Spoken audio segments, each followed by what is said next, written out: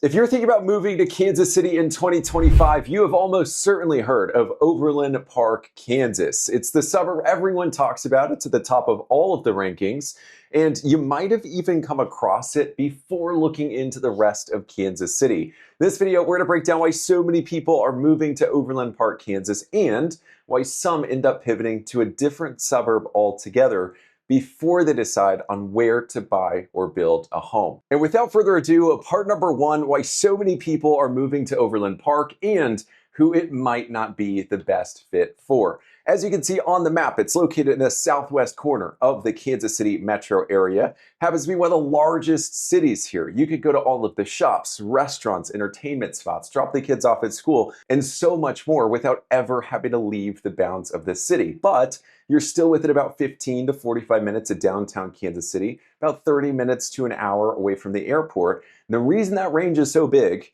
and one thing you have to understand about Overland Park for the rest of this video to make sense, is that there are three completely different parts of this city with different types of neighborhoods, a different day-to-day feel, and completely different school districts, home prices, and so much more. This is my own personal definition. The actual city of Overland Park might vary, but I like to break it down this way. You've got North Overland Park, which is everything north of 435. It's the older part of the city. You got Central Overland Park, kind of the Goldilocks area. It's everything south of 435 to around 151st, 159th Street. And then everything south of that is South Overland Park, where you see all of the brand new development, master plan communities. And we're going to be breaking down each of these parts in way more detail here in section 2 of the video. This has to be one of the major reasons why so many people are moving to this city. They tend to find their corner that really meshes with their lifestyle and stick to it. And because it offers so many different options, and that's a major, major plus. The second major reason is the schools. I know for a lot of you who might be moving from outside of the Kansas City area, the school districts are a really big deal. You'll find some very highly sought after ones here in Overland Park, but it all depends on which part of the city you're in. And then finally, the third major reason so many people are moving there is because you've got a stable level of growth. It's not going to completely change overnight over the next couple decades, but it's also not going to stagnate and stay completely the same. There's redevelopment in the older parts of town, brand new developments in the southern parts of town, and that offers a perfect blend that I know a lot of you are looking for. However, there are three reasons why it might make sense to pivot to a completely different suburb, or at least highly stress test Overland Park. I think the first one is the home prices. Because of all of that growth, because of those three different parts of town, you're going to see those home prices continue to climb. The highly sought after school districts have a big part to play in all of that. If you're looking for some of the most affordable prices in Kansas City, you're not going to find them in Overland Park. Most likely you're going to find them north of the river, or you're going to find them in Jackson County on the Missouri side. The second major one is if you're looking for a small town feel, there used to be some parts of Overland Park where like 10 years ago, there was nothing out there. Now you've got a wave of brand new home communities. If you are truly looking for a small town feel, I'd be looking at some areas like Bucyrus, Spring Hill that are south of Overland Park. You might even go out to Gardner or DeSoto, Kansas. We're just anticipating a ton of growth in the city, and even the smaller feel parts of town as it stands today, those are likely to continue changing. And then number three is if you're looking for a more walkable or urban type of lifestyle, you'll find some semblance of that around downtown Overland Park. There's been some redevelopment there, a lot of apartments going up, but it's still going to have quite a suburban backdrop to it. So if that's what you're looking for, if you just hate the suburbs altogether, probably being closer to downtown Kansas City, some neighborhoods that always come up when we talk about walkability, Waldo, Brookside, etc., that might be a much better fit. But the reason I'm bringing this one up right now is because before we get further into the video,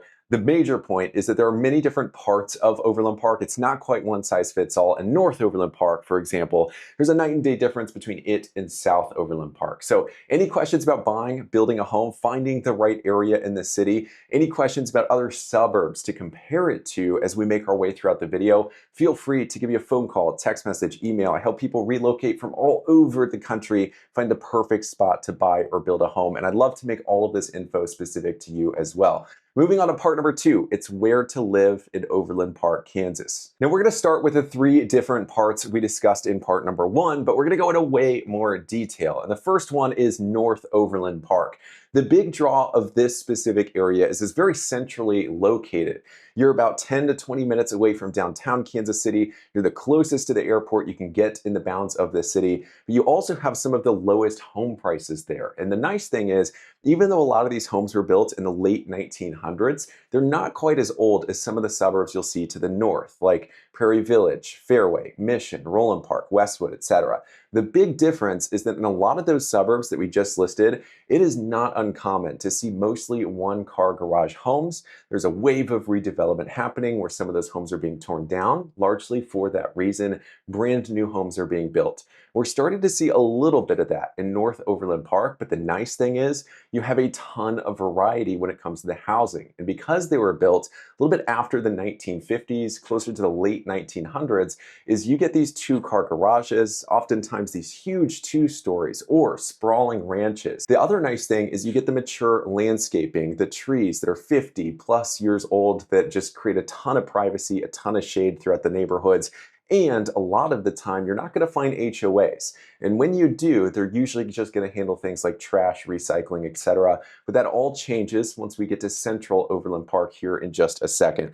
Last thing that you need to know is that this part of Overland Park, the reason I classify it this way is because it falls in a completely different school district, the Shawnee Mission School District, as opposed to the Blue Valley School District, like the rest of Overland Park. And then finally, you'll also find downtown Overland Park. You've got your Costco, Sam's Club, and Lenexa, which is very close by. The Oak Park Mall is right there. This is where we're starting to see a wave of redevelopment. There's been a lot of progress along Metcalf Avenue, and there's a huge project to redevelop the farmers market in downtown Overland Park, which we're also going to talk about later on in this video. But once you head a little bit south of 435 Highway and head into what I call Central Overland Park, that's where you're going to start to see quite a few changes. It's not just the school district boundaries, but it's also the feel of the neighborhoods, the types of housing, and quite a few differences in the shops, restaurants, etc. So we're going to start with the housing, the home prices. They start to tick up because this is one of the newer parts of the city. You'll see some homes that were built in the late 90s, the early 2000s, just like some of the examples you'll see on the screen, even brand new construction to this day. The way that neighborhoods were planned around this time period, we started to see HOAs, where they're not just handling like trash and recycle like some of the ones you'll find in North Overland Park, but now we start to see amenities, not in all of them, but in a good number of them, especially at some of the higher price points. We start to see things like the clubhouse, the pool, the sand volleyball courts, etc. Another thing that you'll notice is along 119th Street, you get your grocery stores like Whole Foods, Trader Joe's, quite a few other shops and restaurants, but really the crown jewel of Central Overland Park can be found along 135th Street. So one side of the highway, you've got St. Andrews Golf Course, you've got the Overland Park Soccer Complex, Deanna Rose, Sam's Club. Then the other side of the highway, you've got Corbin Park, Deer Creek Woods, Prairie Fire, you've got the Lionsgate, the Nicholas Golf Club, and Lionsgate built around it. And that's where some of the best shops, restaurants, etc. can be found here in Kansas City. If you've got kids involved in sports, you're likely going to find yourself spending quite a bit of time in this part of town. But the nice thing is, even if you find North Overland Park to be a better mesh for your day-to-day lifestyle, better mesh for your budget, the type of neighborhood you're looking for, still pretty easy because you've got really good highway access throughout Overland Park. It's still pretty easy to make the commute there. But as you head a little further south of 151st, 159th Street, and that's where we start to see all of the new development. The home prices go up, that kind of blend between mature neighborhoods with mature landscaping and also some newer neighborhoods that you'd see in Central Overland Park. Now, most of it is the newer neighborhood feel where you have the HOAs, you have the master plan communities with amenities that are a little bit closer to today's standards than what you'd see in Central Overland Park. And on top of all of that, you also start to see a lot of what we saw on 135th Street, which was pretty new up until like 10 to 20 years ago. A lot of that is starting to move further and further south. One big development would be Blue Hawk. We're going to address this later on in the video, but that's one of the larger shopping areas that's being developed as we speak. They've got a brand new phase of development happening there right now. And this is what I call the New Homes Corridor. And it's not just Overland Park, but it fills most of South Johnson County. It stretches all the way from South Olathe through Overland Park and up until state line. But the one thing you have to know, and we're going to break down the new home communities later on in the video, most of them up until a few years ago were west of the highway. Now, the more sparse feeling area to the east of the highway, which is around Stillwell, Kansas, Now that's started to fill out as the city continues to expand. We're starting to see quite a few new home communities pop up there as well. And just like we mentioned in part number one, the part of town that resonates the most with you is most likely going to have much more to do with the area feel, the type of neighborhood you're looking for, how centrally located you want to be, and so much more. But we're going to move on to part number three, which is school districts in Overland Park. We have briefly touched on two of the largest ones in the city, but here in Kansas City, they don't make the most sense because there are some pockets of Overland Park, especially further south, especially as you get to the eastern side of the city, which even in the same neighborhood might fall into two different school districts. And that can have a major impact on property taxes, how well homes appreciate, as well as major swings in home prices. So, kind of like we talked about, you can see on the map, there are four different districts that service the city of Overland Park. North Overland Park, it's the Shawnee Mission School District. That was the older part of town where we're starting to see some redevelopment, some older homes, some of the lowest prices in the city. You can see the rating for the Shawnee Mission School District on the screen right here. It actually services most of those suburbs in northeast Johnson County. So the surrounding ones like Prairie Village, some parts of older Leawood, Fairway, Mission, Roland Park, etc. So once you move south of 435, most of the city is serviced by the Blue Valley School District. And this is the one that seems to be the most highly sought after. It's at the top of all of the ratings. It's rated according to niche.com. It's one of the best districts in not just the state of Kansas, not just the Kansas City metro area, but it also happens to be nationally ranked as well. And that's why when a lot of people reach out and they want to move to Overland Park, it's that Blue Valley School District. Where it gets kind of tricky, the eastern part of the city, the southern part of the city, especially where you see a lot of new construction, there are two other school districts, which depending on the neighborhood, depending on the pocket of town, again, they could be one street away from that Blue Valley School District, but you'll see some massive swings in home prices. One is the Olathe School District, which services most of Overland Park's neighbor to the east. I'll put the rating on the screen right here. There are some pockets of the city like Nottingham at the Greens, which will fall into that district. And again, you will see some change in the home prices. Second is you'll find the Spring Hill School District in like the southwest corner of Overland Park. Some of those new home communities, again, just one street away from the Blue Valley District will fall into this. This is one that's growing very quickly. Blue Valley as a whole, that entire district, they're opening up new elementary schools, middle schools, and even high schools every several years or so as the amount of homes increases. The same is true of the Spring Hill School District. It's growing very quickly because it services the city of Spring Hill, part of Overland Park, and also that wave of new construction that stretches into Overland Park from the city of Olathe. And a lot of the changes with the school districts and their boundaries have to do with all of the development there. But it's not confined to just South Overland Park, which is why part number 4 is new developments in Overland Park, Kansas. I'm going to list 4 big ones. There are plenty more where these came from because it is a really big city. These are just the 4 I would want to know about if I was trying to pick which part of the city resonated most with me, and more importantly, where to buy or build a home. So the first one is downtown Overland Park. It is home to the farmers market, which is highly regarded as one of the best in the entire Kansas City metro area. We've seen a lot of redevelopment in this area because it is one of the older parts of town. We've seen apartments go up, new retail, new office space, etc. And now there's a planned $34 million project. It's a complete overhaul of the previous farmers market. It'll include indoor market space, enhanced outdoor areas, event spaces. You can see the renders on the screen. It is quite a big change. And I like that they included the contrast before and after renders as well.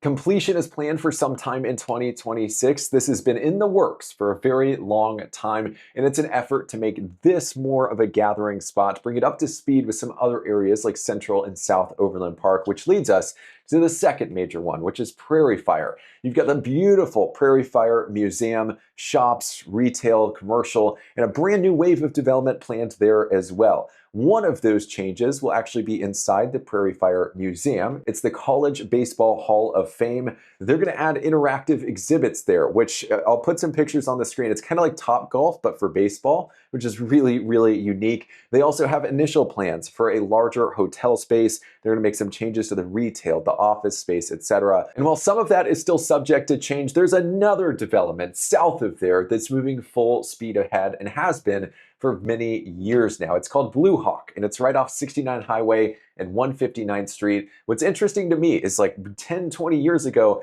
there wasn't much past 135th Street. But as we've seen this boom, this explosion of development, new home communities, people moving to southern Overland Park, there's been a clear need for retail spaces to follow residential, and Blue Hawk seems to fulfill that need at a very impressive time. They just opened the Advent Health Sports Park, which is over 260,000 square feet of sports and entertainment space. There are planned expansions, which will include an 18-hole mini golf course, indoor-outdoor pickleball courts, yard games, etc. They also have planned the Boundary, which is 200,000 square feet, additional square feet of shops, dining. You can see some of the renders on the screen. There's a training facility with basketball, ice rinks. The whole idea behind this expansion is to make Blue Hawk a third space, so somewhere where people go when they're not at work, they're not at home, and this is the perfect spot for it. It'll feed and probably piggyback off of all of the growth we're seeing further south of there. The final one we have to mention, this is a big one. It's the largest infrastructure development in the city of Overland Park's entire history, is the expansion of I-69. It has been getting a little congested. They're seeing 80,000 plus people use that highway every single day. And as all of this development continues to pile up, there is a clear need for expansion. We'll put a couple news clips on the screen right here. They are rebuilding and widening the highway from 103rd all the way down to 151st Street. They are adding express toll lanes, which will have a big impact for anybody who commutes.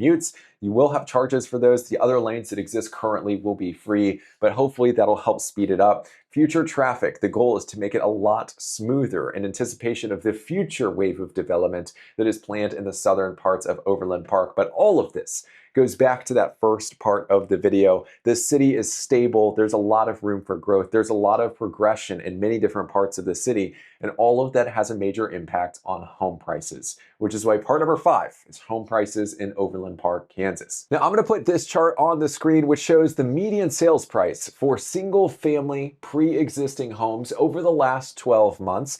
As you can see, Overland Park clocks in around $475,000. It's not quite as much as Leawood, Kansas, which is the neighbor to the east, and beats it by quite a bit more, but it is more expensive than Lenexa, Prairie Village, and its next door neighbor, Olathe, Kansas. There are 2 caveats with this data that you have to be aware of. We're choosing the median instead of the average because there are many multi-million-dollar price point homes that sell every single year that would otherwise distort it. So we use the median instead of the average. Second is this excludes all new construction homes. The reason for that is because it's a separate market. We'll get to those in the next part of the video. But there's a completely different process for buying a pre-existing home compared to something that's brand new. And if you take a look at that second column, which says days to sell, you can see that Overland Park, it's taken about 4 days, which means these properties, most of them are going on the market on like a Thursday or Friday, and they're already under contract by Sunday, Monday, or even Tuesday. It depends. It's not the case for all of these homes, but many of them, you're going to see bidding wars. You're going to see some competition, people waiving inspections, people covering appraisal gaps, and that competition can be really hard to navigate. But it's not the case for every single home it's listed. It just depends on the part of town, the school district it falls in, and the price point. I'm going to reference one more time that map that shows North, Central, South Overland Park. According to the way that I define it, I've broken the prices down according to this. You can see North Overland Park, $365,000 is the median in that part of town. It jumps up quite a bit, almost $200,000 once you get to Central Overland Park. And as you get into South Overland Park, you can see it jumps up yet again.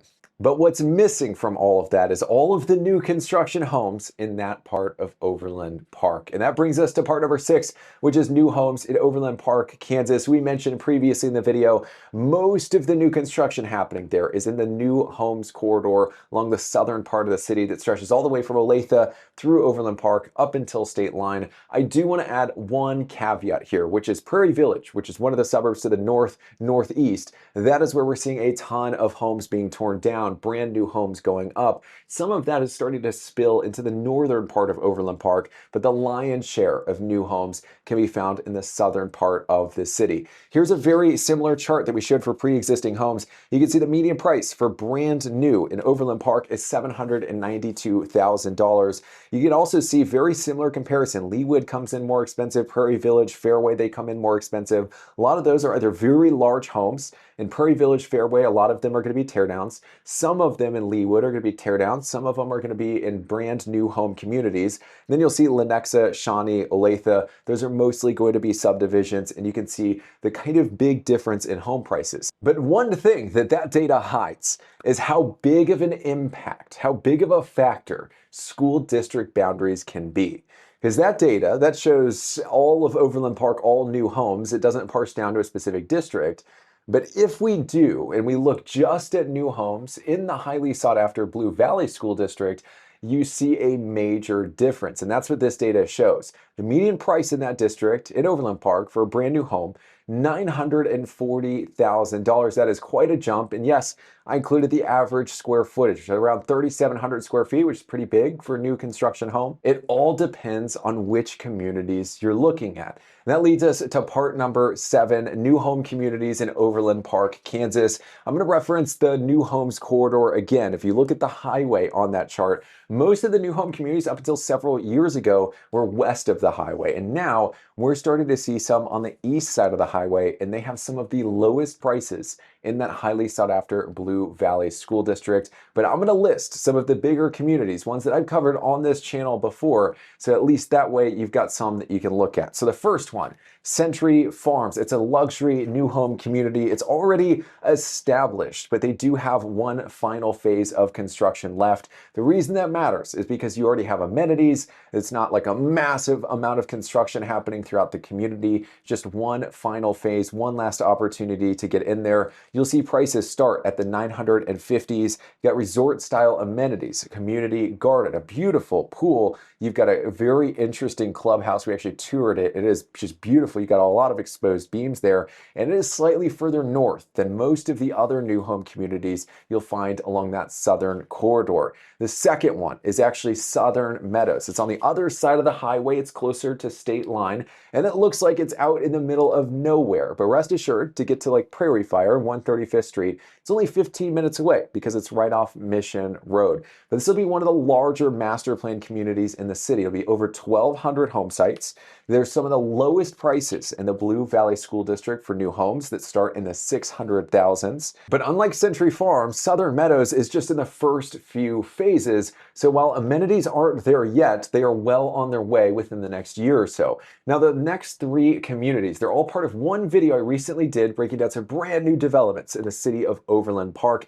The third one is called Riverstone Valley. It has some of the lowest prices west of the highway. It's minutes away from the elementary school, middle school, as well as the high school. They just unlocked a brand new phase. The prices start in the $700,000, and they have a tremendous builder lineup. Community number 4 is called Wild Horse. It's about a mile from the highway, so you get that really quick access, but you're right next to Wolf Springs Elementary School and the Wolf Springs Middle School that is being built as we speak. The prices there will be somewhere in the 900,000s all the way up to $1.4 million plus. Has the potential to be a very big community, but the first phase is around 50 or so homes. And this is a perfect situation if you're looking in that price point and you want to pick some of the best lots in the development.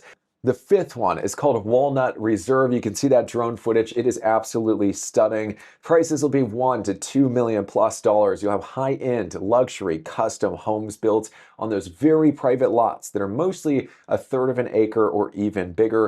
And what's rare about it is it's under 40 home sites. You have a tremendous builder lineup, and these aren't builders you're going to find in a bunch of communities around Kansas City. A lot of these guys, they're building a limited number of very high-end homes every single year. This one is actually east of the highway. It's secluded, but it still gives you that quick highway access. But we are going to move on to the final part of the video. It's going to end exactly how we started, why so many people are moving to Overland Park, Kansas. It's not because it has the lowest home prices. It's not because of just school ratings or amenities or all of the development. It's really a confluence of all of those factors. The fact that there are so many different parts of the city that can complement so many different types of lifestyle. It's a balance where if you're looking for a traditional suburb with a good amount of projected growth, both with not the most expensive home prices in Kansas City, but a lot of options to choose from. This could be a good one, but it's important no matter whether you move to Overland Park or another Kansas City suburb,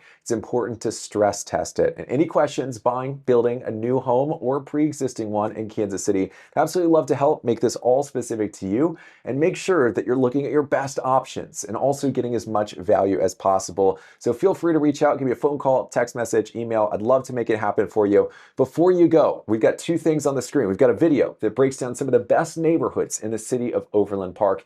We also have the video YouTube things you'd enjoy the most. So click here or there, and I'll see you on the other side.